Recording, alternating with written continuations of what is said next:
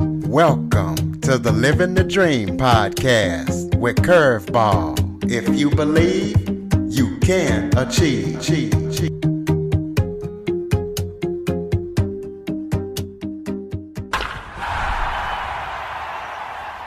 Welcome to the Living the Dream with Curveball podcast, a show where I interview guests that teach, motivate, and inspire. Today, I am joined by special guest, Jeff Morrill. He has built multi-million-dollar businesses without stepping on anybody or screwing over anybody. He is an author. His book is called Profit Wise. And we're going to talk about the accident that almost killed Jeff and talk about the stages of life's journey. Jeff, thank you so much for joining me today. It's my pleasure. Why don't you start off by giving everybody a little bit of background about yourself? Sure. So the novelist Joyce Carol Oates likes to start her books in terms of the way she writes them by writing the last line first and then working back from there. And so let me do that with you tonight. That I'm sitting talking to you right now from Charlottesville, Virginia. The businesses that we built and the experiences that led me to write about those in Profit Wise, How to Make More Money in Business by Doing the Right Thing, the book that was just released that I wrote. Those businesses are all in Boston. So I'm now several states away and I'll try to connect those two for you. So I grew up in Virginia, and in 1998, I moved up with my wife and my business partner, my brother, John, to buy a bankrupt Subaru dealership just south of Boston. And that was our first business. And we operated with what we call the undealership philosophy, which is we work really hard to be the alternative to the shenanigans of the typical dealerships. Our advertising is very transparent. We hire a team that is totally unexpected in the car business. We have several women technicians, which are very rare. We have representatives from many groups traditionally poorly represented in the car business. So it's a pretty neat team we have in terms of its diversity and capability and the kind of experience that we're able to offer because of those unique capabilities. So that was our first business. And then we ended up opening other businesses along the way that were related. We got into some real estate and insurance, which was related to the business we were in, retailing vehicles. So it kind of organically discovered these other opportunities. But the reason I'm talking to you from Charlottesville is because that takes a lot out of you to do that. And we can talk about this or not, but after 20 years of business building, I was pretty fried and I hadn't monitored my energy level as I was going. And one day I woke up and I just didn't have the interest or the ability to really put in the level of effort that I had done earlier in my life and what really was required to honor the responsibilities I had to make sure that as a leader in the organization, I was doing my job. So around that time, I had a great management team and I turned over my daily responsibilities to them. And now I coach remotely, not coach in terms of coaching people outside of our team, but I coach our team instead of being the quarterback on the field, to use a football metaphor. So that's probably a pretty good opening, I think. Well, what made you have the philosophy that you have, the undealership philosophy or doing the right thing? Is it faith-based, or what made you have the philosophy that you have? I think in a business context, there are actually twin motivations. Let me take the financially motivated one first. We thought that if we treated people better, both the people on our team than the typical dealerships treated their teams, and we treated our customers better, that we'd make more money doing that. I think the proof of the pudding's in the eating. We have the businesses that we have now after 20 years since we founded them produce about $130 million a year in annual sales revenue.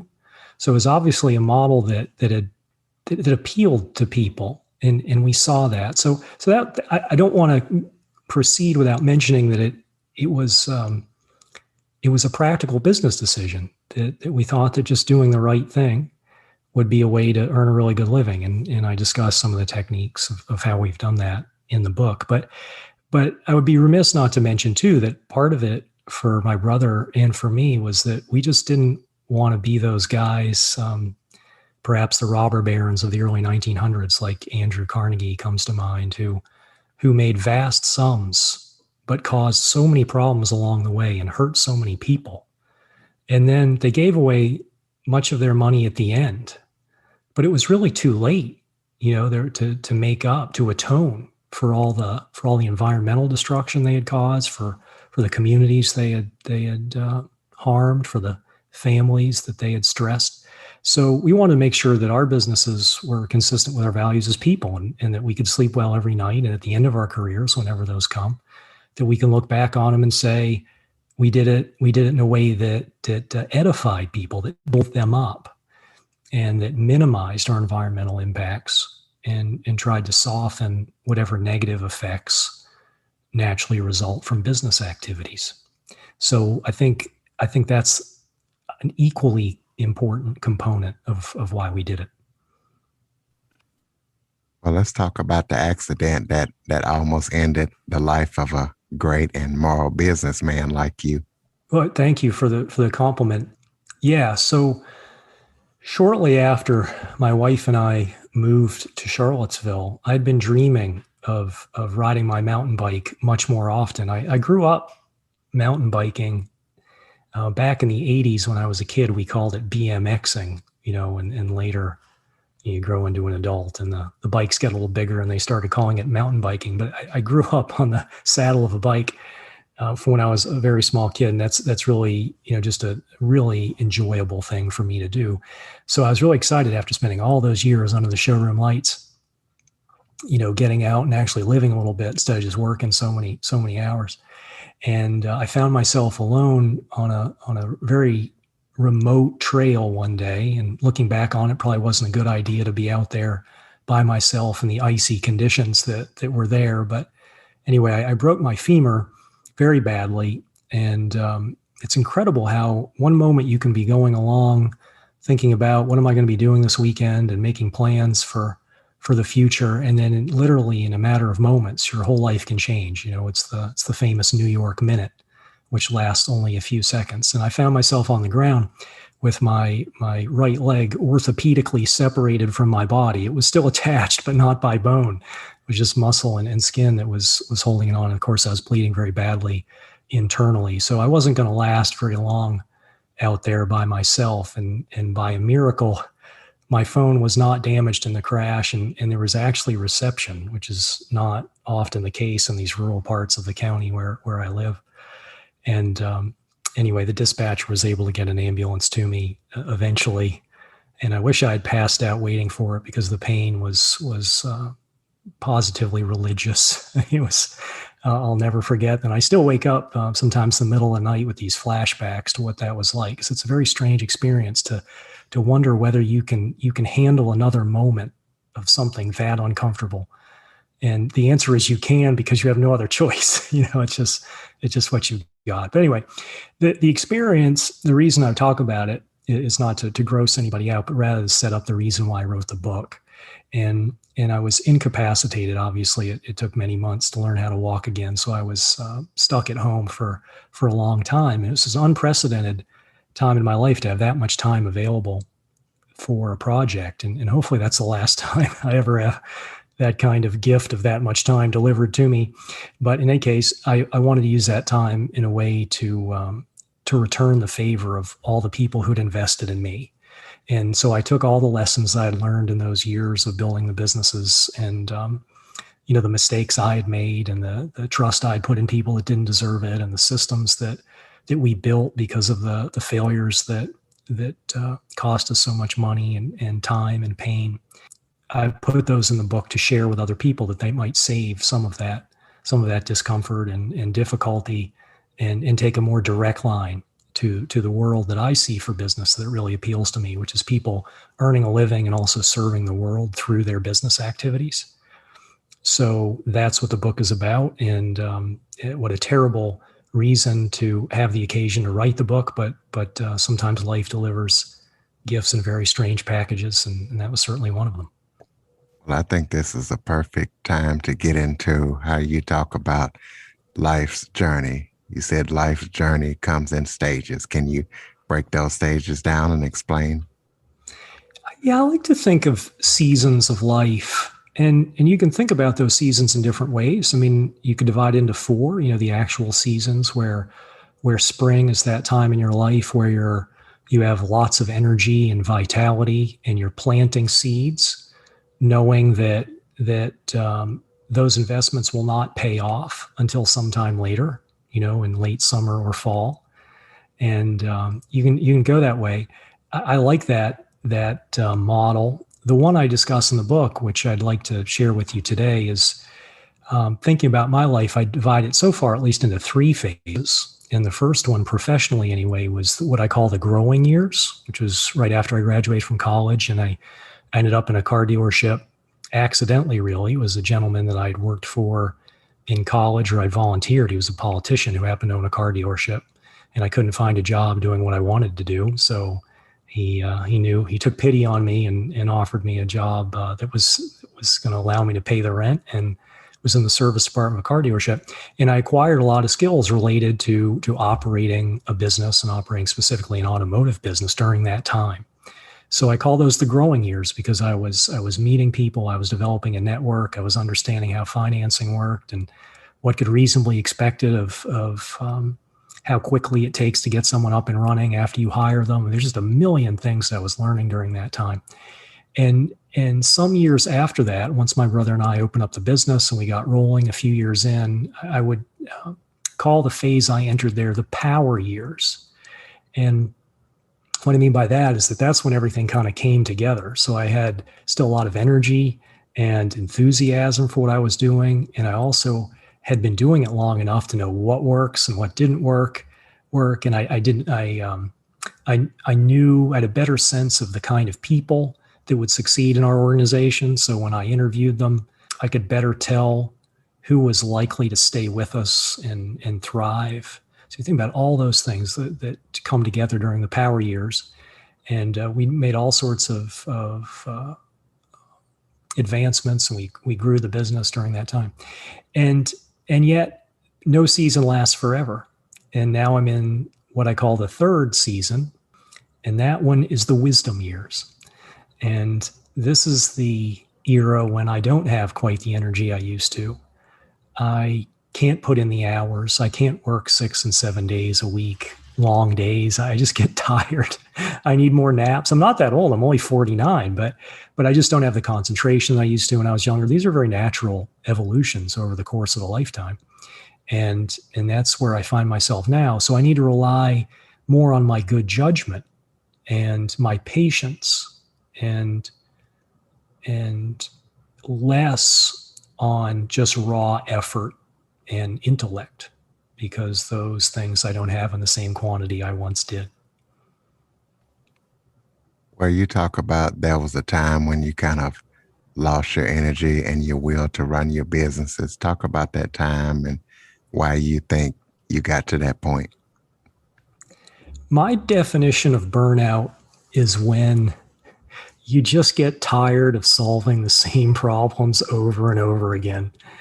An alternate definition would be that your tasks take more energy out of you than they put back in.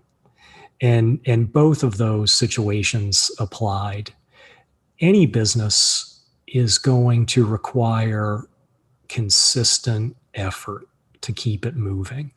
And that effort and energy needs to come from somewhere.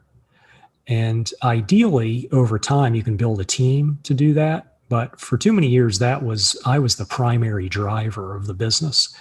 And that just takes a lot out of you. And I wasn't monitoring that. And my caution to other business owners, and maybe even to people who aren't necessarily in business, maybe they're just, maybe I could imagine even a reverend or something, a clergy member would also be subject to the same forces, that you have to be really careful that you continue to enjoy your days. Because if you do what I did for too long, which is just take as much pain as necessary to get through and put the mission ahead of your own sanity, then you can only do that for so long. And I had done it long enough, And when the time came, I was very happy that I'd put the pieces in place in my business to have people that were qualified and capable and had been trusted over the years to develop their abilities. And I'd seen that they could accomplish what was necessary to move the business forward and to make sure that we were making the good choices about advertising and hiring and doing all the things we needed to do well. So I had a team of people that was ready to run when I couldn't run anymore. You've also been recognized by big organizations like USA Today and Boston Globe and stuff like that. Tell us how that happened and why they recognized you and what that felt like. One of the things I talk about in the book is how important it is to earn attention for the good things you're doing. If you're going to run a business in the way that I'm describing, which is to put people first, to care for the environment, to offer customers an experience that is not typical for your industry, you can't keep that a secret if you want the business to do well. So I was very eager to share the stories about the interesting things we were doing with media because they like a good story. And I thought that it would help us reach the customers that shared our values and that they would appreciate doing business with us if they knew we existed. So I'll give you an example. It's kind of a silly example, but it's a good one for this case, that we landscape with goats. Like, we literally have goats that eat our poison ivy and take our lawns down and do our fall cleanups. And it's a lot of fun. And our team really appreciates it just because it's just neat to feed them and care for them. And of course, customers think it's really neat when they visit and they see this going on. And I shared that just with a typical media release with lots of media outlets, like I do whenever we do something I think is really neat. And that was a story that got picked up, nationwide, just because it was so unusual to have a car dealership landscaping with goats. So that's the reason we did it. But I'll tell you that the personal experience of seeing those things, it is very flattering when I was younger, to see my name in print. And maybe I had the insecurities of a young person who hadn't quite found himself and put all the pieces together of his own personality. But as time has gone on, when we have those opportunities now to be showcased in a media spotlight, I always direct the attention as much as I can to the team, because they're the people that are actually doing the work. They're the people who are they're responsible for the really neat experience that we offer now. And I want to make sure they get the credit and that same excitement that I enjoyed many years ago of just having some attention for doing something well. Besides your new book that was recently released, what other upcoming projects are you working on? Well, I'll tell you, pursuant to the comments I made earlier about wanting to downshift a little bit in terms of the number of things I've taken on, I'm very much focusing on the book. And I don't know, there was a time in my life I was always planning a year, 3, 5, 10 ahead. I was the man with the plan, and that's fine. It served me very well, but I don't know if I want to live my whole life like that. So I'm entirely immersed in talking about the book and sharing the ideas with people who are interested in learning about them, and particularly people who have an interest in figuring out how they can apply them inside the institutions where they work or the businesses they own. Throw out your contact information for people who want to connect with you. I know we can go to jeffmorrill.com, but give out your social media handles. I focus on the website, and that's and I love to hear from readers and podcast listeners, for anybody that's interested in having a conversation about the themes in the book or any of the things we've discussed. My last name is spelled Morrill, jeffmorrill.com. And if anybody's interested in the unusual retail automotive model that we created, probably the best place to learn about that is at planetsubaru.com. Right, jeffmorrill.com, planetsubaru.com. Do you have any final thoughts before we close it out? Yes, just one. It's a request of your listeners that I really believe that institutions should have love in their model.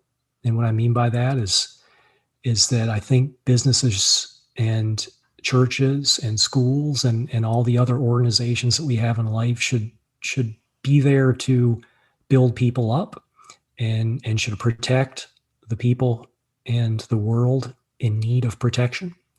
And depending on the circumstance we find ourselves in, that can get expressed very differently. And for instance, in our case, because we hire a lot of people, we have over 100 people on our team, we have a unique opportunity to bring people into a business environment that traditionally have been excluded. So that's one of the ways we do it.